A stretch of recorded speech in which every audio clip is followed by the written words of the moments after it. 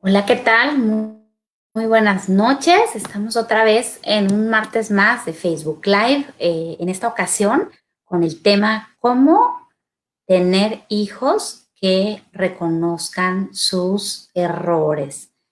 Tenemos que tener bien claro que en la medida en la que nuestros hijos verdaderamente vean, la palabra reconocer es como volver a conocer, volverte a dar cuenta de que te equivocaste y en cualquier momento y en cualquier situación, el poder reconocer nuestros errores nos ayuda a saber qué vamos a hacer a partir de nuestra equivocación. En algunas familias, bueno, trabajando como terapeuta, me ha tocado ver que este es un tema difícil, que incluso a veces los papás sin darse cuenta van criando a los hijos desde sus primeros años y no los acostumbran a reconocer sus errores y a hablar de ellos y se vuelve como este elefante blanco que todos le vamos echando tierrita, que es lo que pasa muchas veces.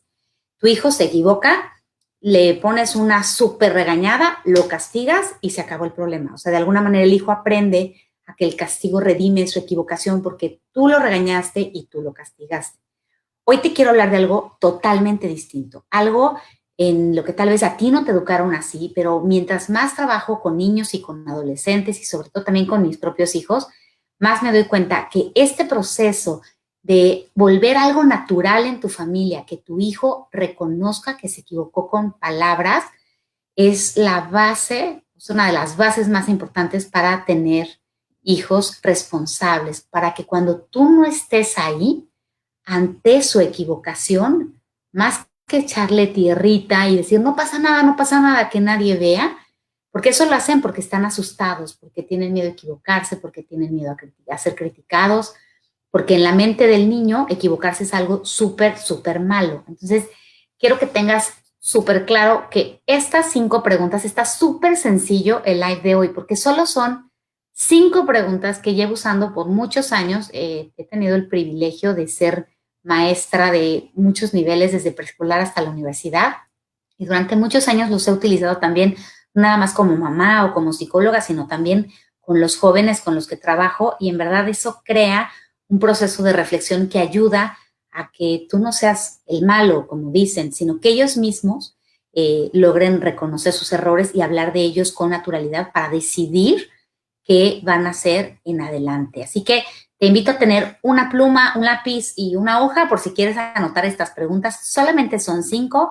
Te invito también a aplicarlas en tu vida y en la vida de tus hijos de manera cotidiana hasta que se vuelva un hábito, y te vas a dar cuenta que esos hijos que no piden perdón, esos hijos que no dicen discúlpame mamá, me equivoqué, vas a empezar a cambiar su programación, porque acuérdate que el cerebro lo vamos programando. Literalmente lo que vives con tus hijos genera conexiones neurológicas que hacen que reaccionen de cierta manera y a veces sin pensarlo. Así que estas son 5 preguntas que te invito a tener en la mano, escríbelas en una tarjetita para que estés consciente de ellas, y con esto vamos a empezar este tema tan importante en el cual vamos a estar compartiendo cómo tener hijos que reconozcan sus errores. Entonces, como tú sabes, pues es natural que tu hijo se vaya a enojar, se vaya a equivocar, perdón. ¿Por qué se equivoca? Porque es un niño, porque es un joven, porque le falta conciencia, y de esta manera, pues tú vas a ir enfrentando con tu hijo los diferentes tropiezos. Entonces tú como papá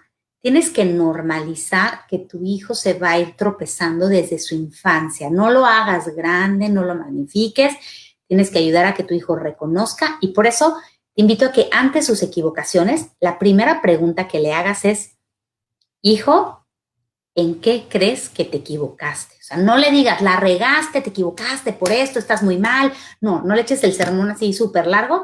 Tu primera pregunta que te invito a compartir con él es, hijo, ¿en qué crees que te equivocaste? Esta pregunta, a veces cuando no están acostumbrados a que les hagas este tipo de cuestionamientos, los niños se quedan callados y los jóvenes más, sobre todo porque a veces tienen miedo a ser juzgados. Pero no te desesperes, no les des la respuesta. Ya viste que te equivocaste por A, B, C o D. Ya sabes que tú sí tienes la respuesta porque tú eres el papá. Pero cuando hacemos este tipo de preguntas, invitamos a que nuestros hijos reflexionen y fortalezcan su capacidad de entender el porqué del mundo que los rodea. Sé que me van a preguntar a partir de qué edad podemos hacer estas preguntas. Generalmente entre los 6 y los 7 años estas preguntas ya empiezan a funcionar porque tienen más conciencia del mundo que los rodea. Entonces, esta pregunta te invito a tenerla bien presente y si no te contesta en el instante, tú espérate y te quedas ahí en silencio y le dices, estoy esperando tu respuesta. Es muy importante que me digas en qué crees que te equivocaste. Si de veras te dice que no, le puedes dar opción múltiple. Opción A por esto, opción B, opción C. Pero el chiste es que él se acostumbre a decir con palabras, mamá, papá, reconozco que me equivoqué en esta situación. Esto de reconocer, que se vuelva algo natural, no algo que tengan que enterrar. Y aquí les te enseñas también a que no pasa nada. O sea, de alguna manera es natural poder decir, yo me equivoqué en esta área, pero vas a ver que tiene salida. O sea, esto tiene un remedio que los va a hacer más responsables.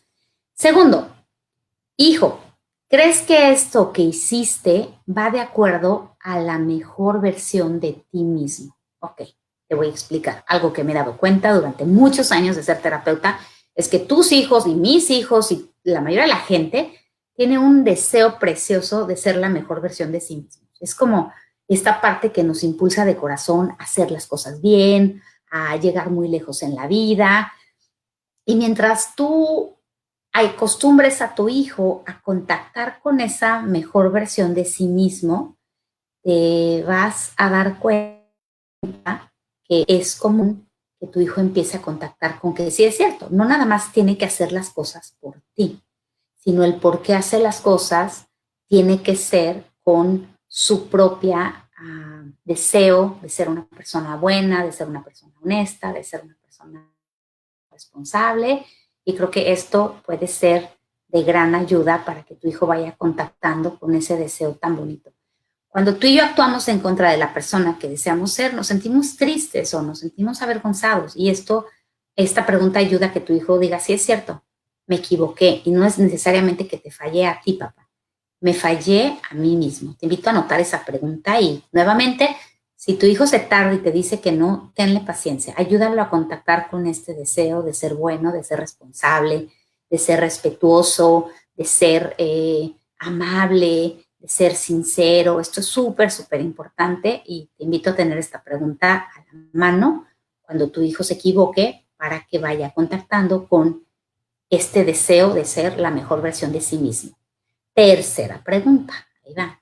Hijo, ¿qué crees que pasaría en tu vida si continúas actuando de esa manera? Vamos a suponer que fue irrespetuoso con sus hermanos. ¿Qué crees que pasaría en tu relación con tus hermanos si decides ser así para siempre? ¿Qué crees que pasaría en tu vida si continúas con esta actitud hacia la escuela? ¿Qué crees que pasaría si continúas con esta actitud hacia nosotros? ¿Qué pasaría en tu vida? Dices, lo puedes cambiar por qué pasaría en tu relación conmigo si sigues diciendo mentiras. ¿Qué crees que pasaría en tu relación conmigo si sigues hablándome de esa manera? ¿Qué crees que pasaría en tu relación con tu papá si tú no eres responsable, respetuoso, honesto, amable, paciente, comprensivo, etcétera, etcétera? El chiste es que esta pregunta hace que tu hijo reflexione a futuro, o sea, que vaya pensando a futuro las consecuencias. O sea, si yo siguiera actuando así y no reconociera que esta no es la persona que yo quiero ser, ¿de qué manera afectaría mi vida? Te recuerdo que esta pregunta es muy útil porque la mayoría de los niños y los jóvenes tienden a centrarse solo en el presente y por eso a veces sus acciones pueden ser irrespetuosas o irresponsables porque no están pensando a largo plazo. Uno de los autores actuales más famosos de superación personal, que se llama Tony Robbins, siempre dice, si quieres llegar muy lejos, no pienses a corto plazo.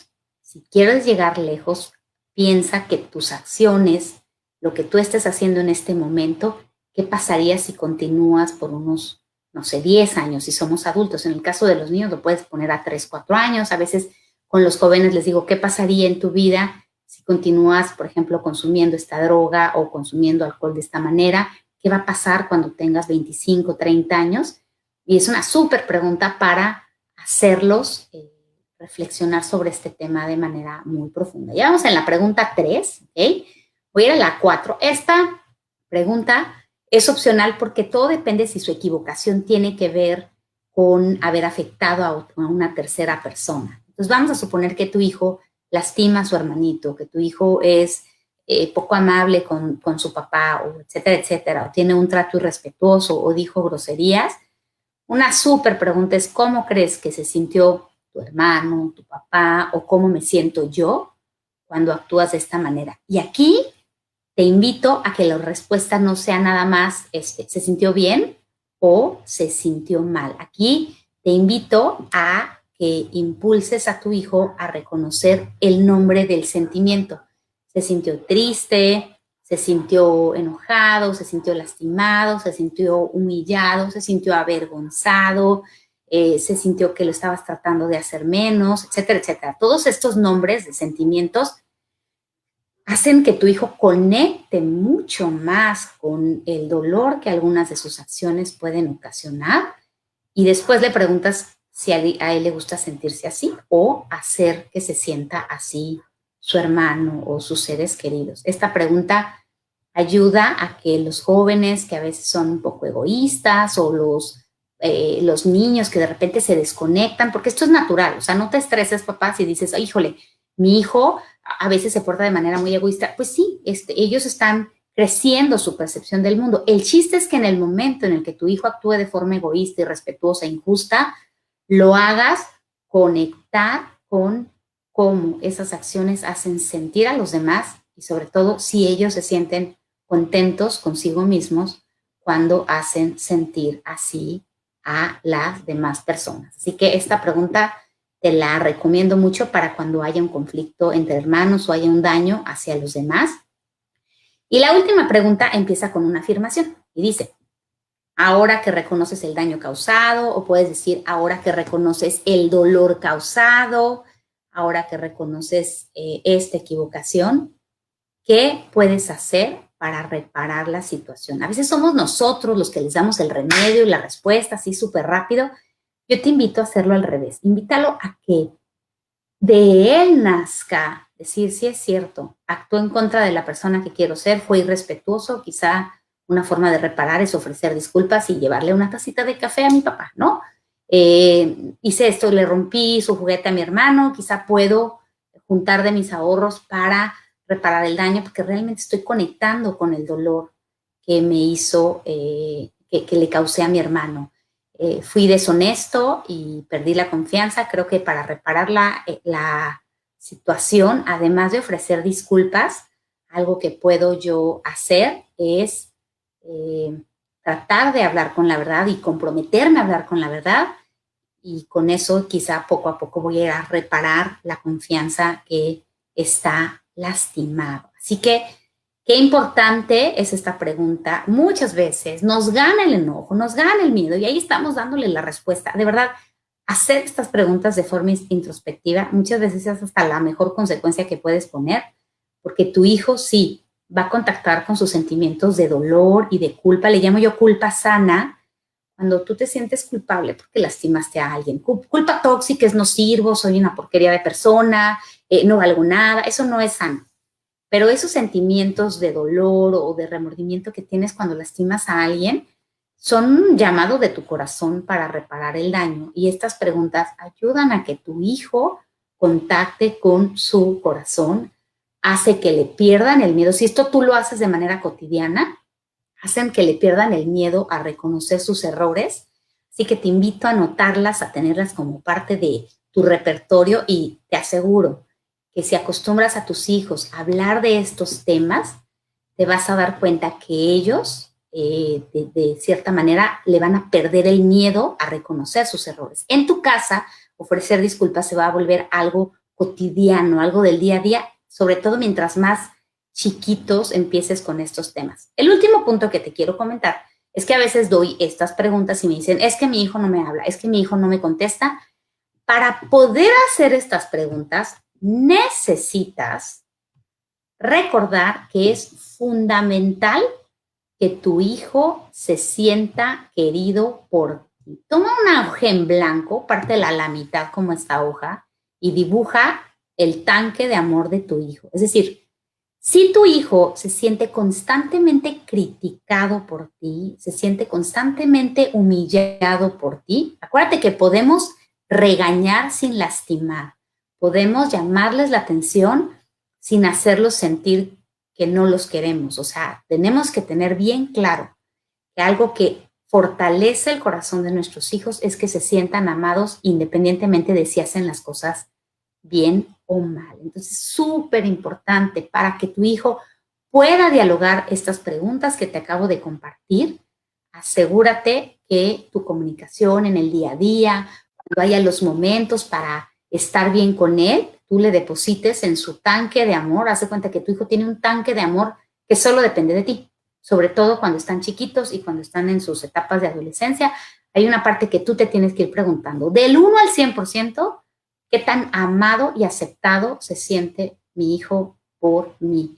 Siempre lo estoy criticando, le llamo la atención en frente de sus amigos, tiendo a humillarlo con otras personas, me quejo de mi hijo cuando estoy con mis amigas.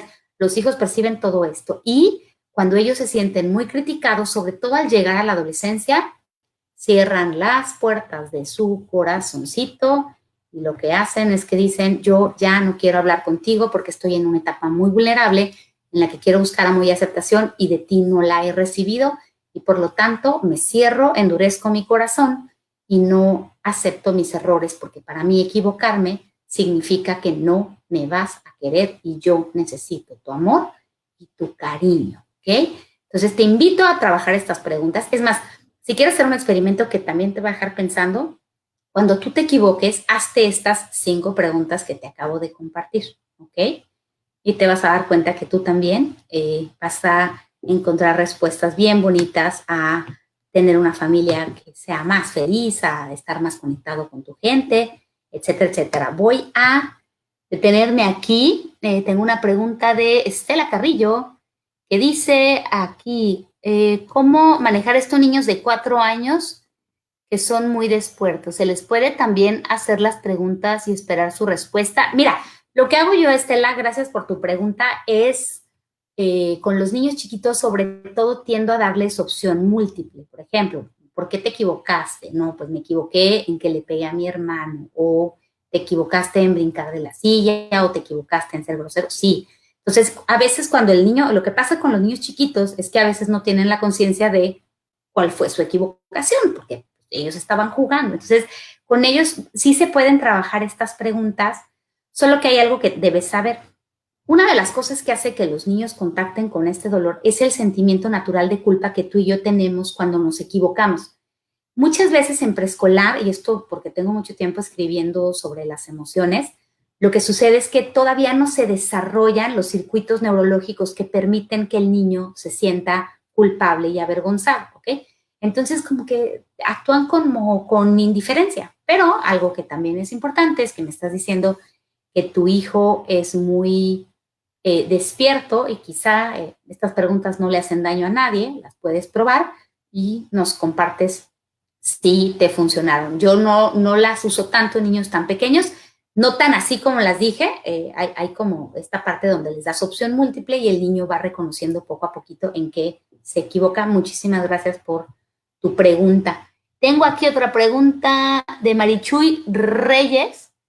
Dice, es muy importante saber más siempre y yo, por ejemplo, trabajo con los niños de varias edades. Ay, está bien bonito el documental y a veces no sabemos qué hacer muchas veces. Del tanque del amor es muy interesante. Qué bueno que te sirvan mis tanquecitos.